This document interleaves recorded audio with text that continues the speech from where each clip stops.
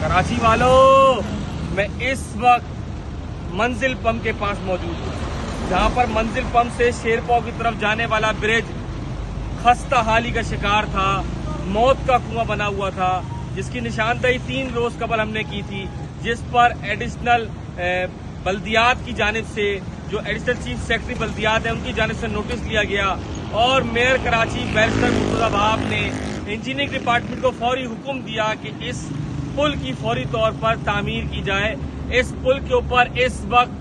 جو مینٹیننس کا کام ہے وہ شروع کر دیا گیا ہے۔ یہاں پر اگر دیکھ سکیں یہ ایکسپینشن جوائنٹس ہے جس کے اوپر ڈرل کر کے ان کو صاف کیا جا رہا ہے، ان کو کھولا جا رہا ہے تاکہ یہاں پہ نئے ایکسپینشن جوائنٹ لگائے جا سکیں، جبکہ یہ جو پیس یہاں پہ ٹوٹا ہوا تھا، یہ ٹکڑا ٹوٹا ہوا تھا، اب اس پورے ٹکڑے کو انہوں نے بالکل توڑ دیا ہے اور اس کو نئے سرے سے تعمیر کریں گے، جبکہ اس کے بعد 2 پیسز آگے اور ہیں جو ڈیمیج تھے،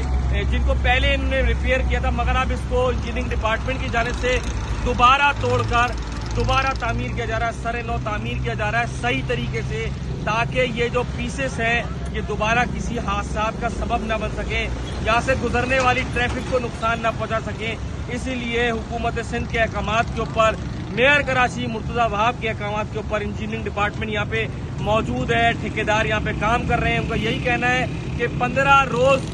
یہاں پر عوام کو انتظار کرنا پڑے گا، 15 روز کے اندر، 15 یوم کے اندر اس کام کو مکمل کر لیا جائے گا، اس کو